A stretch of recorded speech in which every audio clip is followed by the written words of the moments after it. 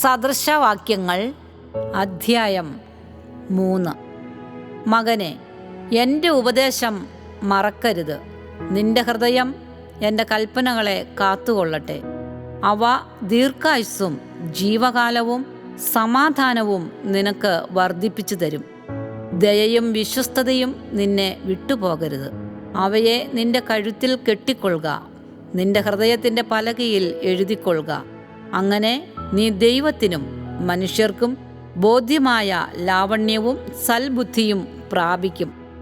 പൂർണ്ണ ഹൃദയത്തോടെ യഹോവയിൽ ആശ്രയിക്കുക, സ്വന്തം വിവേകത്തിൽ ഊന്നരുത്. നിന്റെ എല്ലാ വഴികളിലും അവനെ നനച്ചുകൊള്ളുക, അവൻ നിന്റെ പാതകളെ നേരെയാക്കും. നിനക്ക് തന്നെ നീ ജ്ഞാനിയായി തോന്നരുത്. യഹോവയെ ഭയപ്പെട്ട് ദോഷം വിട്ടുമാറുക. അത് നിന്റെ നാഭിക്ക് ആരോഗ്യവും അസ്ഥികൾക്ക് തണുപ്പും ആയിരിക്കും. യഹോവയെ നിന്റെ ധനം കൊണ്ടും എല്ലാ വിളവിൻ്റെയും ആദ്യ ഫലം കൊണ്ടും ബഹുമാനിക്ക. അങ്ങനെ നിന്റെ കളപ്പുരകൾ സമൃദ്ധിയായി നിറയും, നിന്റെ ചക്കുകളിൽ വീഞ്ഞ് കവിഞ്ഞൊഴുകും. മകനെ, യഹോവയുടെ ശിക്ഷയെ നിരസിക്കരുത്, അവൻ്റെ ശാസനയിങ്കൽ മുഷികയുമരുത്.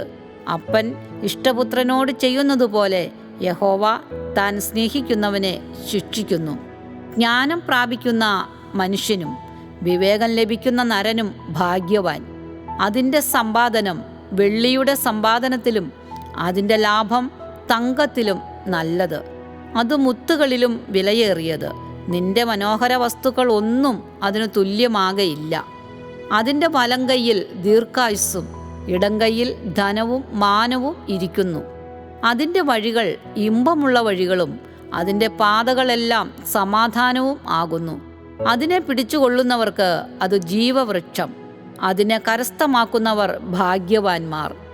ജ്ഞാനത്താൽ യഹോവ ഭൂമിയെ സ്ഥാപിച്ചു, വിവേകത്താൽ അവൻ ആകാശത്തെ ഉറപ്പിച്ചു. അവൻ്റെ പരിജ്ഞാനത്താൽ ആഴങ്ങൾ പിളർന്നു, മേഘങ്ങൾ മഞ്ഞു പൊഴിക്കുന്നു. മകനെ, ജ്ഞാനവും വകതിരിവും കാത്തുകൊള്ളുക. അവ നിന്റെ ദൃഷ്ടിയിൽ നിന്ന് മാറിപ്പോകരുത്. അവ നിനക്ക് ജീവനും നിന്റെ കഴുത്തിന് അലങ്കാരവും ആയിരിക്കും. അങ്ങനെ നീ നിർഭയമായി വഴിയിൽ നടക്കും, നിന്റെ കാൽ ഇടറുകയുമില്ല. നീ കിടപ്പാൻ പോകുമ്പോൾ നിനക്ക് പേടി ഉണ്ടാകയില്ല. കിടക്കുമ്പോൾ നിന്റെ ഉറക്കം സുഖകരമായിരിക്കും. പെട്ടെന്നുള്ള പേടി ഹേതുവായും ദുഷ്ടന്മാർക്ക് വരുന്ന നാശനിമിത്തവും നീ ഭയപ്പെടുകയില്ല. യഹോവ നിന്റെ ആശ്രയമായിരിക്കും, അവൻ നിന്റെ കാൽ കുടുങ്ങാതെ വണ്ണം കാക്കും. നന്മ ചെയ്യുവാൻ നിനക്ക് പ്രാപ്തിയുള്ളപ്പോൾ അതിന് യോഗ്യന്മാരായിരിക്കുന്നവർക്ക് ചെയ്യാതിരിക്കരുത്.